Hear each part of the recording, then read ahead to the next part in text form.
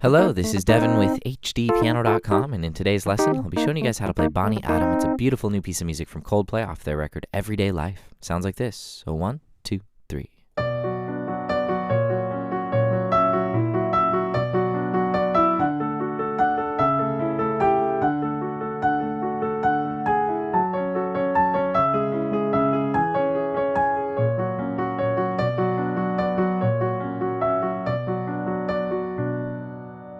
Alright, so that was the first 16 measures. That section repeats, but in this video we're just going to focus on the first 8 measures. I just couldn't stop myself. It's too pretty. The rest of the song can be learned over at HDpiano.com, but let's go ahead and get started right here. This song relies on a lot of patterns, alright? A lot of shapes and patterns. So what I want to start with is just kind of getting your hands familiar with the most common shape and pattern we're going to see, and that's pinky, pointer, and thumb of both hands. In this case, B, F sharp, and B in the left, D, F sharp, and D in the right, and then moving those hands in contrary motion, meaning we play our pinkies. It's like a mirror image of the hands, right? Pinky, pointer, thumb, pointer, pinky. All right, so if you can take these 3 notes in each hand and play along with me here at this tempo, then you are well on your way to kind of figuring out what's going on with this song. All right. So we'll call that our basic contrary motion pattern. Now the whole song isn't that simple, of course, but that will really cover like a large majority of what we're going to be playing in this song. So I want your hands to be comfortable with that pattern. You can slowly try and speed it up a little bit, but just make sure that you're very intentional about it and every note is activating at the same time. We don't want it to get messy like this, right? We want it to all be together. So just play around with this. I'll go ahead and show you one more shape. This is our second chord. So first chord is B minor, and that's our home bass. We're in the key of B minor, so no surprise there. Second chord is A sharp, F sharp, A sharp in the left. So we just took our B's down a half step. And same with our right, we took our D's down a half step, but kept that F sharp. Beautiful voice leading there. All right, so that's F sharp with A sharp in the bass. And again, same pattern. Just kind of play around with that. All right, so we came from B minor. We're not thinking about the song yet. We're just thinking about this pattern, keeping our fingers comfortable, and then moving to the next shape. All right, now our next shape is a bit of a stretch. Same function of the chord, right? F sharp over A sharp. It's just that now we have these E's, so it's an F sharp 7. Meaning it's creating a little added tension to pull us back into B minor. So we kept these 2 notes the same, took our thumb up to C sharp in the left, and now we have E, F sharp, and E in our right, and we land back on B minor. Go ahead and just play with that shape with that F sharp 7 chord, contrary motion, and then back to B minor. Alright, so it will always be helpful to learn those shapes without thinking about the song first, okay? So even though in the later lessons I'm probably going to maybe cruise a little bit faster than I am going in this lesson, what I want you to always look for first is where do my fingers go? And then you can just kind of practice playing the shapes like this. Alright, so here's the first 4 measures, right? And the more you can do that, the more you can trust your hands to know where to go, and the more you can focus on your fingers to kind of pick away at those interior motions. So there's our first 4 measures. Second 4 measures. Something like that, right? It's basically the same harmonic idea to the 7th chord, back to the 1 major chord. All right? So always be looking for those shapes and always take your time with this one. Never jump into trying to learn it exactly. Just try and get a feel for those shapes, and then you can start to add in those interior motions. So let's do just that. This contrary motion pattern that we're looking at here is 2 beats, right? 1 and 2 and then it repeats. But we are in 3/4, meaning there are 3 beats per measure in this song. 1 and 2 and 3 and. So on beat 3, we're going to abandon contrary motion and go with parallel motion, meaning top note of each chord and middle note of each chord. So 1 and 2 and 3 and. That's B and D with F sharps to follow. And that's our first measure. right, so just practice that measure as much as you can until you've got it comfortably. 1 and 2 and 3 and. All right, let's move to the next measure. F sharp over A sharp. We know the notes, so we start with contrary motion. And we finish the measure actually with contrary motion. So 1 and 2 and 3 and. So that entire measure means our hands are firing as a mirror image of each other. Pinky, pointer, thumb, pointer, pinky, pointer. And then we're going to do some togetherness. Right hand's going to creep up here to an E. And then we're going to switch for the whole next measure to parallel motion.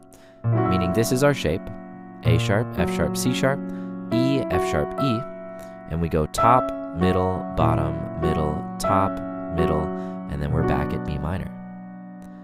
All right, so to recap, our first measure is contrary, now parallel, now contrary, 2, 3, now parallel, 2, 3, back to contrary, and then a slight variation there to walk us up to D major. So there you have the first 4 measures, and I'm going to be using these terms a lot throughout the lesson, especially in this A section, which we're going to look at the next 8 bars in the next video, and then it's restated later on, which we have as the C section, where it's up the octave. But we're going to see a lot of these similar patterns. I will say that the B section is a little more challenging, a little bit more variation within that one. So first 4 measures one more time, and then we'll look at the second 4 measures. 1, 2, 1 and 2 and 3.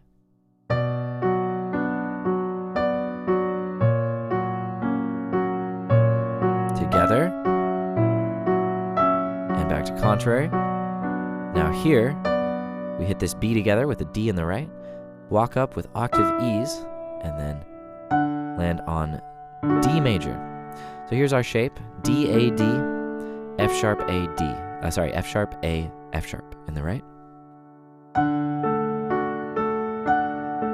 And what did I do there? Same pattern as measure 1. Contrary, and then top, middle together, right? So 1 and 2 and 3 and. All right, so our next measure, A over C sharp, A, C sharp, E, A, E. And again, contrary. And then sort of together, where we hit a G in the right with an E in the left, and then we follow that with an A. So 1 and 2 and 3 and back to D major. So those 2 measures, measures 5 and 6 of this first section. Up to G, this is the 7th chord, which pulls us back to the 1 chord.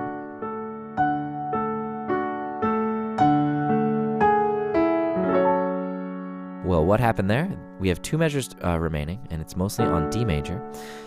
And we're actually going to do 4 beats of contrary. Well, technically, I guess, 4 or 5 beats of contrary. So 1 and 2 and 3 and 1 and 2. We stop on beat 2 with the right. Left hand plays A. Right hand plays octave G sharps. Left hand plays E. And that's our 2 and 3 and 1. We're into our next shape, which is F sharp minor. Okay, so the second 4 measures of that section, nice and slow, starting from D major, looks like this. So 1 and 2 and 3.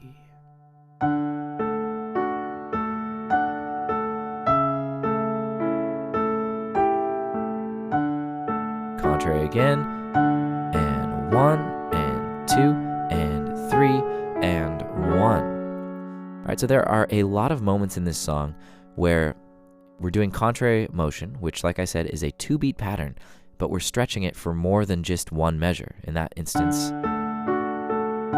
it goes over the bar line, right? So when you're practicing slow, it'll be very tempting to think 1, right?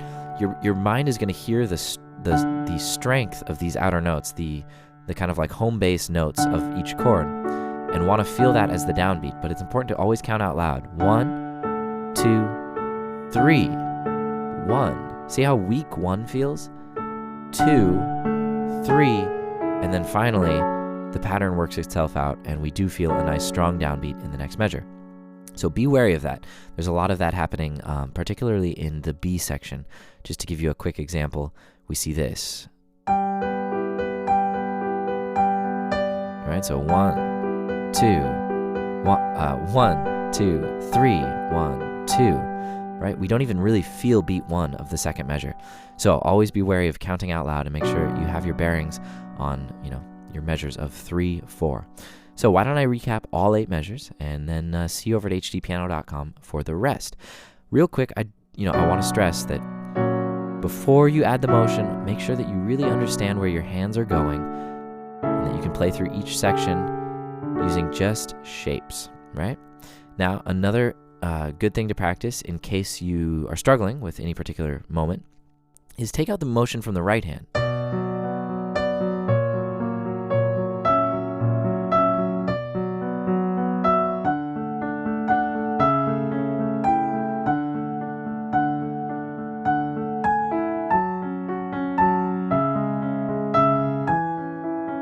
Etc. Right? So what I'm doing there is just allowing myself to focus on the left hand and really focus on bringing out the melody. And I haven't talked enough about the melody, but the top note is the melody, all right? And we don't want that to be drowned out by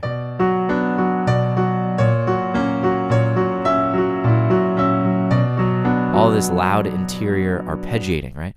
We always want to let that top note sing, and it's always just your little pinky. So that helps for consistency's sake, but can be challenging as far as really getting the sound out of the pinky and really quieting down these arguably much stronger fingers. So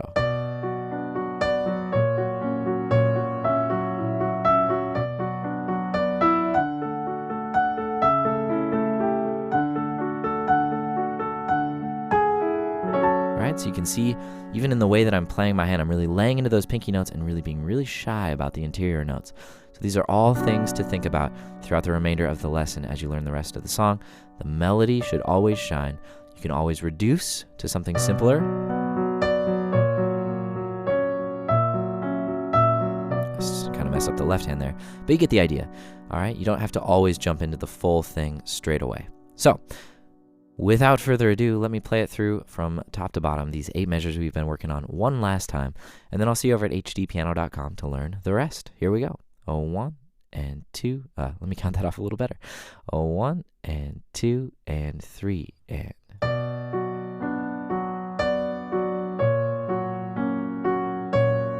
1, 2, 3, 1.